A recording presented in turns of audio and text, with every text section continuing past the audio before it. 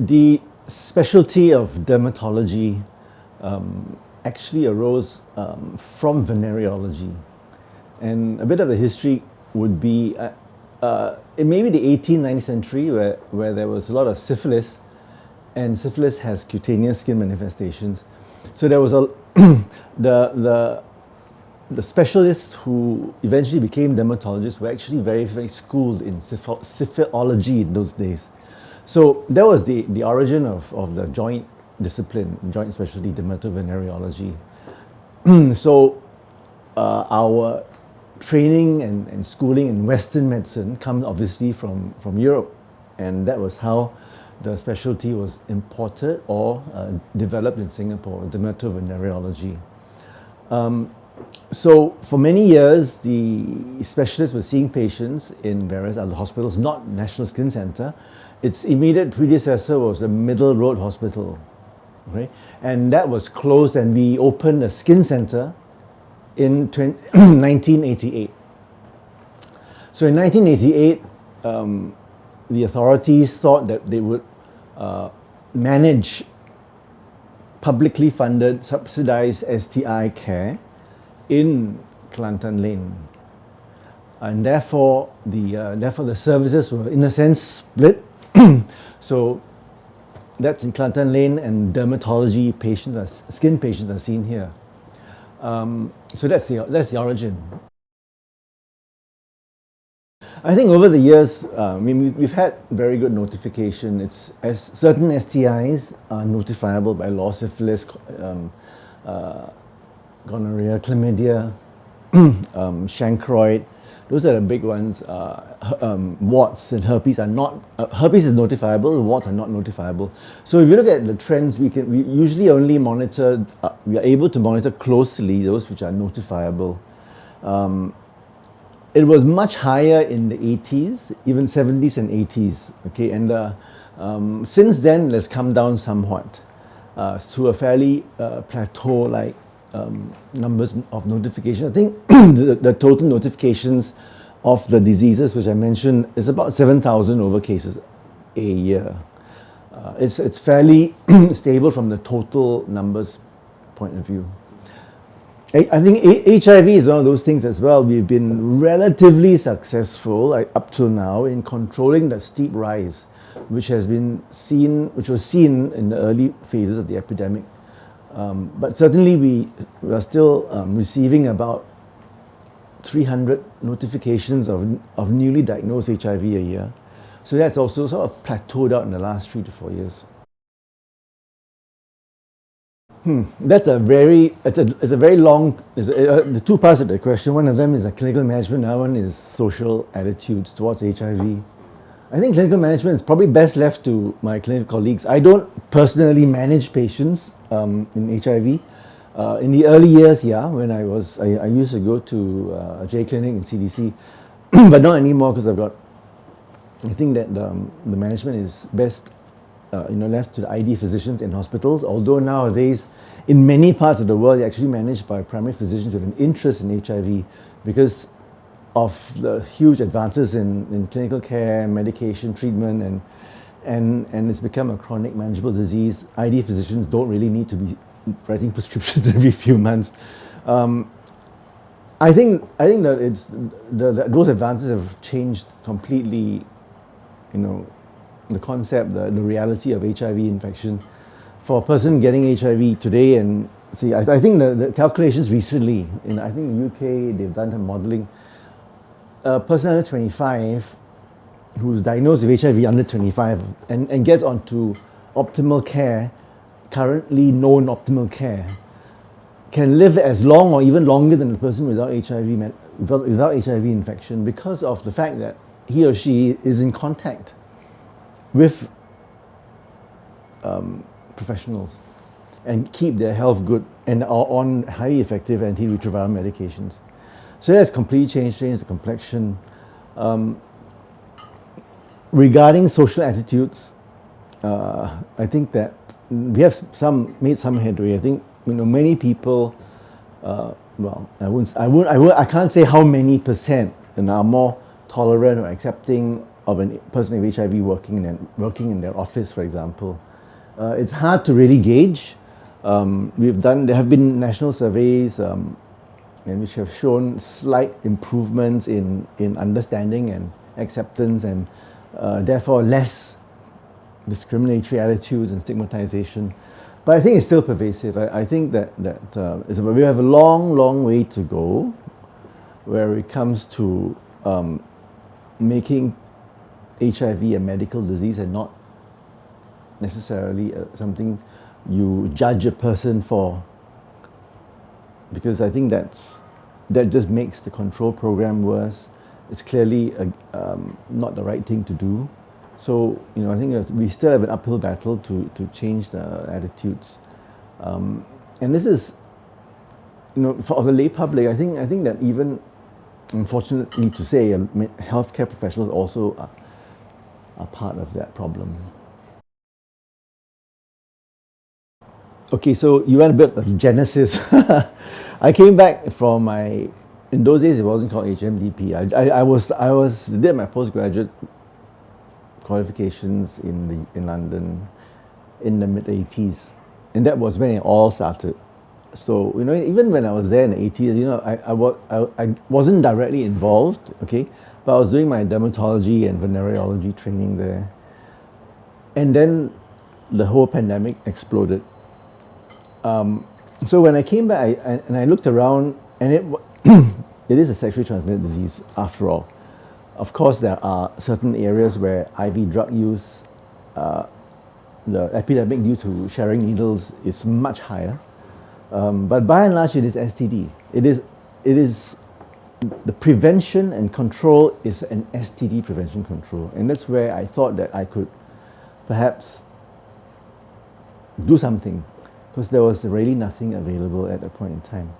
The information obviously was scarce, although it was building up, and when you want to reach a population, you need to know how to reach a population and have the capacity to do it. And there was zero. So I set up AFA as a NGO, non-government organization, who would be able to move things, especially education, especially changing attitudes, especially advocating for infected persons and high-risk groups.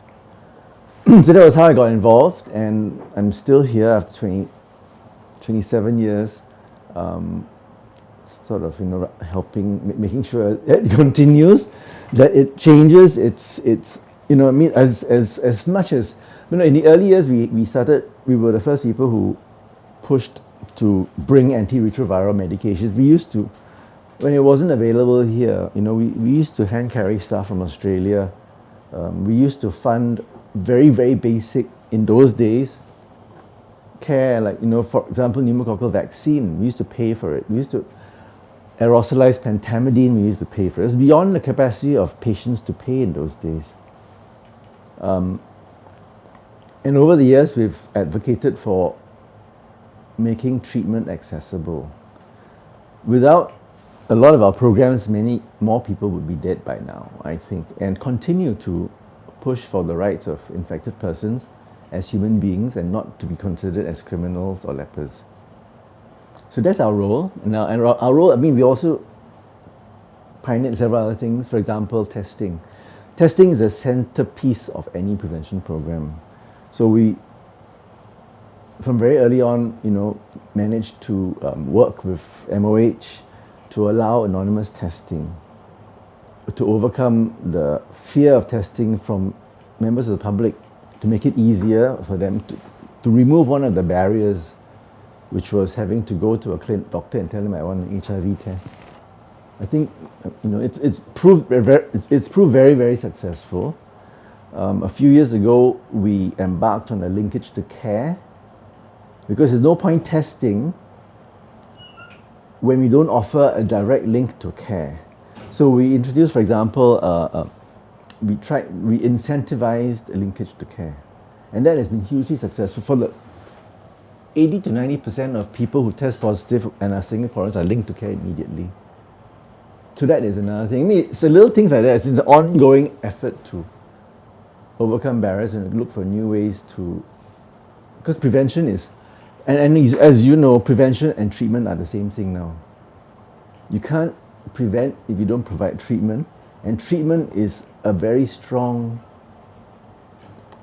preventative measure.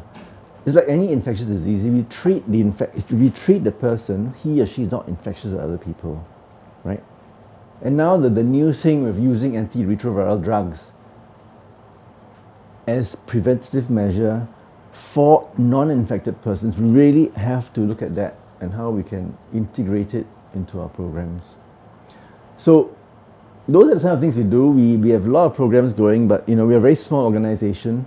It's not been easy to get funding, cooperation, acceptance, but there's a small bunch of us who have stuck it out, and of course with a lot of help of the ID physicians. They've been great supporters, not just in CDC but also SGH and UH. I mean, they've been great. We've got great allies in them, and we've got great allies in some in areas of the private sector, and I think ministry has been very helpful as well. You see that prize there? That gold medal there was given by WHO to us. Okay. It's a memorial medal which was given once a year to some organization in the whole world for. This is a memorial prize for one of their previous director generals. So I had to go to Geneva. I think MOH suggested, and it was a competition. I mean, I think I brought out a few things earlier on. I mean, for the HIV part, I think it's still, it's been a while. It's not a new disease. It's lost its trendiness in a sense. But if you look at the epidemic around the world, it continues unabated in many in some places it continues to increase. And these are often amongst MSM, amongst in countries where there are no programs for all sorts of things, So the challenges now is not just the stigma and discrimination point of view, but the attitudes that it is not a deadly disease. It's not something which we need to fear because all I need to do is take a couple of tablets a day. A sense of inertia, fatigue, and it's not just the fatigue and the inertia of healthcare workers and healthcare professionals and policymakers. It is that of the general public, because the impression that it's just taking a few pills a day doesn't dawn on a person who might get infected, because it's not completely free of toxicity. Being known to be HIV positive is still carries a huge burden. Having to take a pill, or even 2 pills a day or 3 pills a day, is still something which is, conceivably for the rest of your life, is something which people don't think about really. You can't do that. You need to really have a lot of, to be completely, what's the word for it, resolved. And when you're 18 or, say 25, and you're told your HIV infection, certain things may happen to you if you don't take the medication. So if you take the medication, certain things, you probably can live a normal life, but you have to take it every day. It's very difficult, and people don't think of that. And recently, as you know, we've the MOH has got this MediShield Life. The first time ever we have insurance health coverage for pre-existing illnesses, including HIV. I think this is a major step to trying to destigmatize and to have a bit more of a playing, to treat HIV as a chronic illness and not have a moral judgment on it. The stigma is huge. It's huge. Everything, I think that if you ask men in the street, do you know someone with HIV? They probably would say no, but they may do, but they've never been told. No one tells them. Patients keep it to themselves, which is just something which we've been fighting for, is to empower patients to tell their story. before AIDS, who would know, right? Before HIV infection, who would know that it would be something which was sexually transmitted?